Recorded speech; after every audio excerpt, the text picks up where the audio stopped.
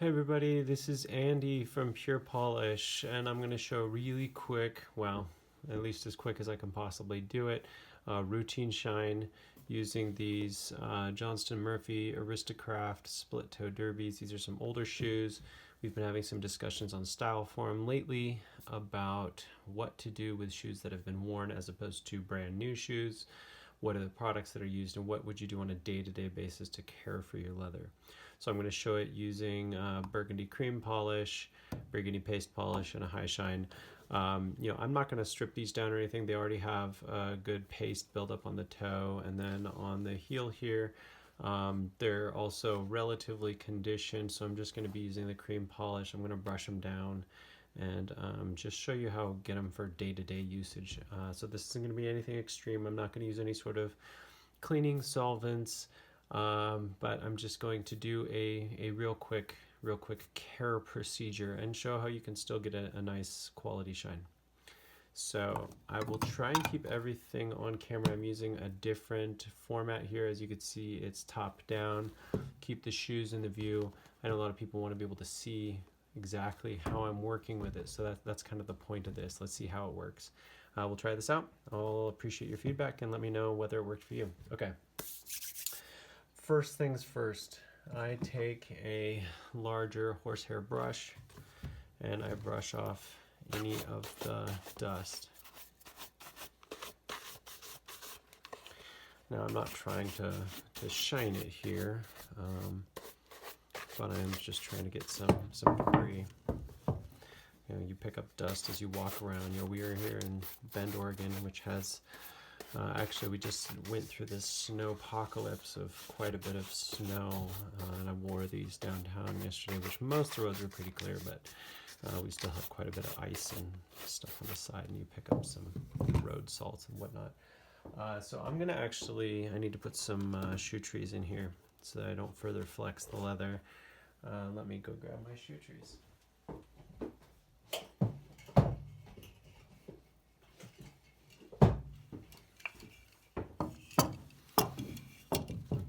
So as I'm working on this, I'm going to unlace these. It just allows better access across here. You all know this. I don't need to repeat too many additional aspects, but sometimes it's valuable to cover some of the basics for people who just want to brush up on them.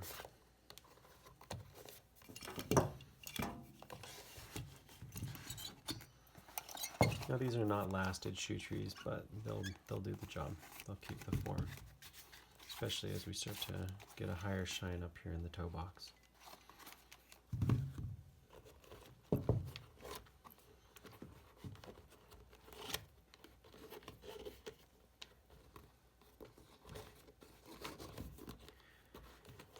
I'll do my best to keep a pretty even explanation along the way, talking about each step as we go. Sometimes my speaking can slow down the process, and I'm going to try and keep this not too long of a video. So if I gloss over anything, feel free to ask me questions in the comments or write to me directly. I'll do my best to answer. Okay, now that the leather's pressed out, we can get a better brushing. As you can see, it already straightens out some of the leather. These shoes were worn recently. They just need a good brush down, basic cream polish, some renewing of the paste on the toe. And then I like to add high shine because I like to show off the mirror capabilities of our high shine that we make right here. So if any of you are unclear, I'm Andy Vaughn, a co-owner of Pure Polish Products, handmade here in Bend, Oregon, distributed all around the world. And it's all natural, non-toxic ingredients. And yeah, we're very proud of what we make. We're trying to interrupt a centuries-old industry with some youthful vitality, some green nature, and some sustainability components. And it splendidly smells like oranges. So that's one of our big experiential differentiators. We use orange oil as our solvent, not turpentine. So you can even go so far. I'm going to do this just to get a quick clean off. As I'm taking a rag here. just gonna just get it damp. One spray from a spray bottle. Just get it damp. I'm just gonna do a real quick rub down. This gets off any additional salts, debris, dirt, grime, anything off the upper. Now, I mean, there are definitely different variations of this. You can use cleaning solvents if you want to take it down a little bit and open up the pores. You can sand off the outsoles if you want to smooth those down, but we're just doing a daily routine. So, see, there is a little bit of grime right there. Take another clean area.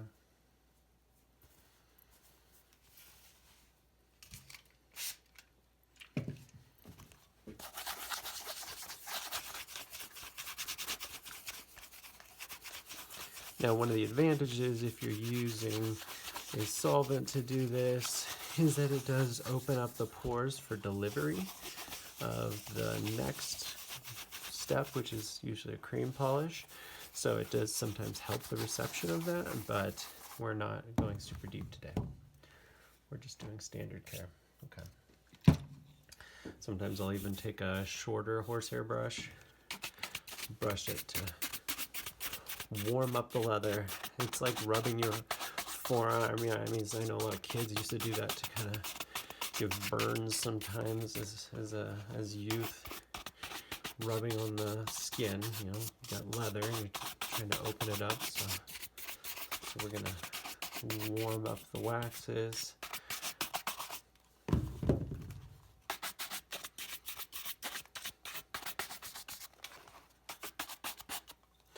I've got some debris here I'm going to clean up. I don't want that to get caught into my station. You know, I kind of picked up an impromptu station where I could film today, but we'll do our best with what we've got right here. Okay, Burgundy cream polish. Now, I'm going to take this. See, got on your fingertip. I'm just going to rub it in. Circle. Get it into the pores. Right. As I said, this leather wasn't in bad condition, so we're not going to worry about doing a full conditioning or anything, but it's nice to restore a layer.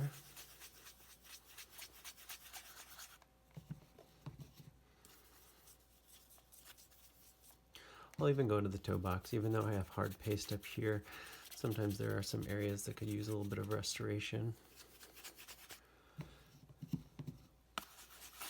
Trying to keep this on camera. You know, when you shine hundreds of shoes, sometimes you've got this muscle memory of pulling the shoe close to you, or you've got a certain distance you're used to holding it as you go through shoe after shoe.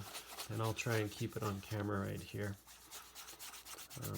If I go off camera, please excuse that. It's not purposeful. Just aiming to show you the process.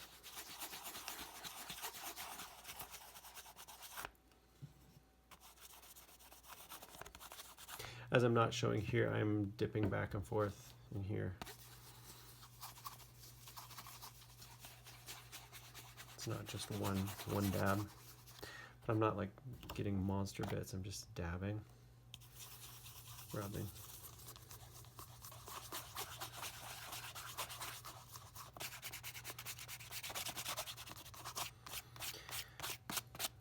Now you can kind of go in forward motions. I find that sometimes rubs it into the grain of the leather.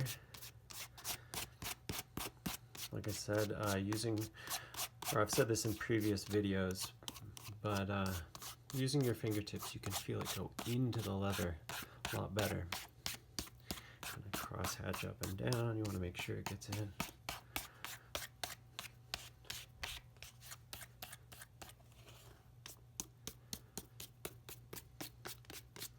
Some people prefer rags, but keep in mind you're not absorbing any petroleum distillates with our product. You're absorbing all natural oils, you know, coconut oil, orange oil, food grade stuff, beeswax, carnauba, earth, pigment, those sorts of things. You know, we disclose all of our ingredients on our products. Smells great.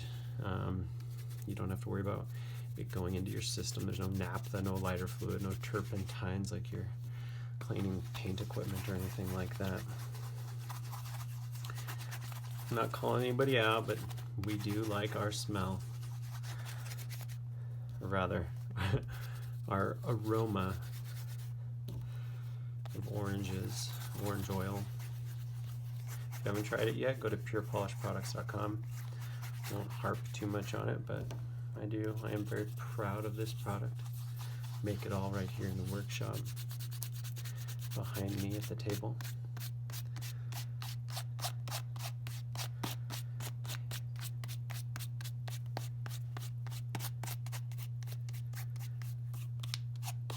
As you can see, we're taking an older shoe and we're just keeping the leather good. You know, this is kind of those buy it for life things.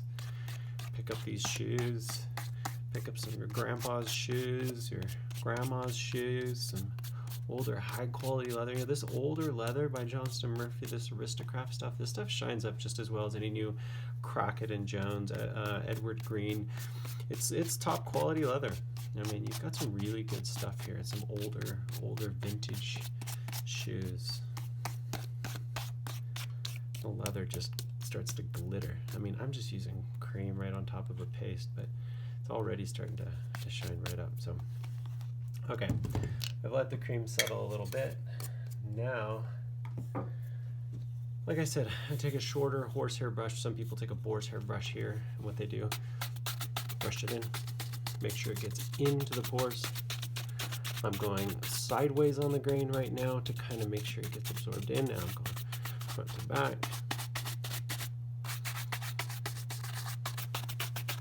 This also hits the areas you can't quite reach as well. Like I call this, you know, the belly right here, or the waist of the shoe.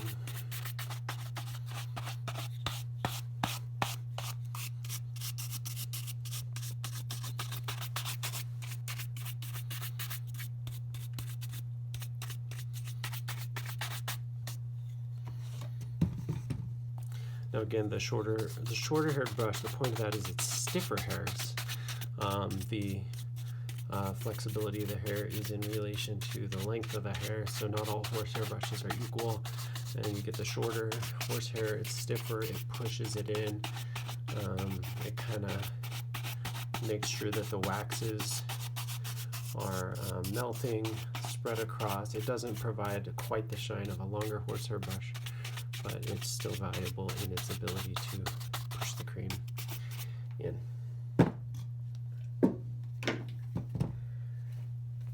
Okay, clean white rag again. Here's what I'm gonna do. Now I take this dry. You can, some people, if you're using like our water resistant cream, which has a sodium bentonite clay in it, sometimes you can dampen it slightly and it activates the sodium bentonite. That helps activate the water resistance. I'm just going to spray this. Oh, I just said I was going to do it dry. Well, you know, I'll do it slightly damp this time. It's okay. It's just one spray of water. What I'm doing is I'm just picking up any excess cream. The point of that is you don't want excess cream on your shoe. Excess cream grabs dust and debris. You don't want any of that. No excess, no access. Let's get it done. Get it clean. You want your shoes to be dry, clean, shiny, protected. See? Just a little bit. Very little bit has come up. You don't want full pigment depth. If you have a full pigment depth that comes up off of your rag after you wipe down in this process, you put your cream on too heavy. So, don't do that. Okay. I realized this was going to be a short video, and I'm already 14 minutes in. So I'm going to keep going. Now we go to the Burgundy paste polish. Burgundy paste, very similarly, I'm just going to get on my fingertips. I'm just going to do the toe. Just do the toes today. I also usually like to do the heels. You want to put on non-flexing areas of your leather, because this has a higher percentage of stiff waxes in it, so it shines up a lot better. It also protects a lot better, but it cracks if you put it on the vamp where you've got some flexing here. So as you saw, I had a very little bit, and I just put it in forward strips, side to side stripes,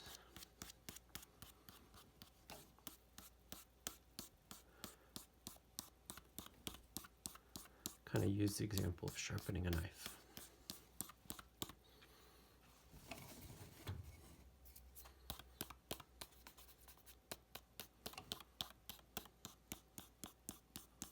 So you can see the fogginess. I'm trying to get rid of the fogginess.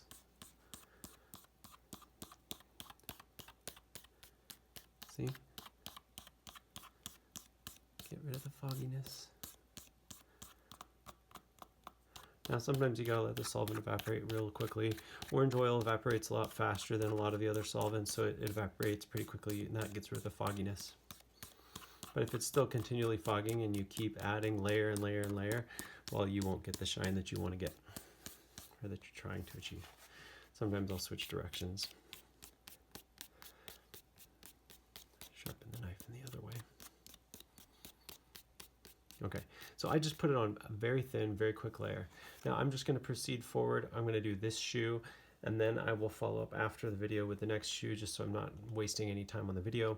And then I will take pictures and show you the after look. So that was one quick layer of paste polish. I mean, see how thin that was? Very easy.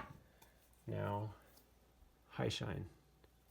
High shine is a neutral wax paste polish. It has kind of this yellowish tint to it. It's very high. It's the highest we have in carnauba wax.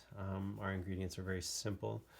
It's got a little bit of the solvent. It's got the carnauba wax. It's got a little bit of beeswax in it for additional protection.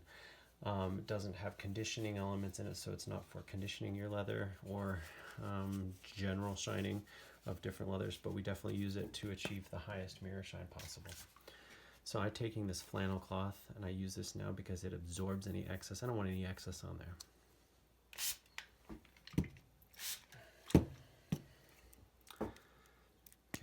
I'm just pressing, getting a little bit on there. Take this, gives me some water droplets. Water droplet. Now I'm going to rub in circles.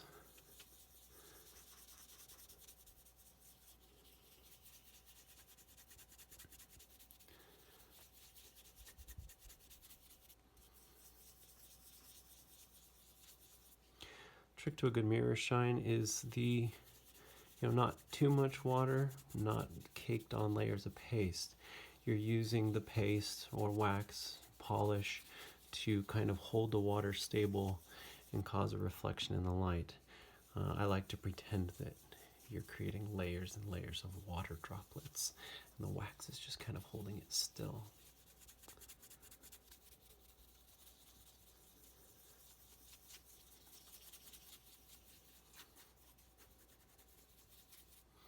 Now sometimes I'll go through and do this like 6-point where I dab the wax,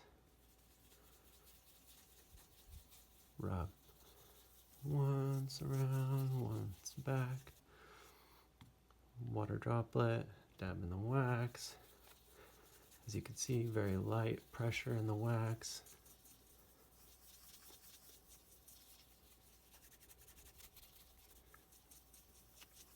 I'm 19 minutes in, so I'm going to give myself about 1 more minute to finish this.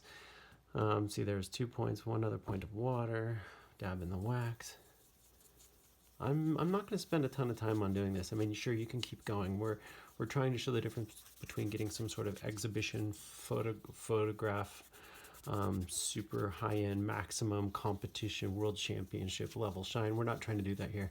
We're trying to get a nice mirror, trying to show how you can do it on like a daily basis, and how it doesn't take a ton of time. I mean, keep in mind I'm filming. I'm trying to keep it all in the same spot. I'm, introducing the products and the techniques. You could probably do this in 10-15 minutes. It doesn't have to be every day. If you rotate the shoes, you do, you do it on your shoe shine Sunday or whatever, and nice quality shine that you can show off. Looks good. Okay. How about that? See? Pretty nice? Yeah, I think so.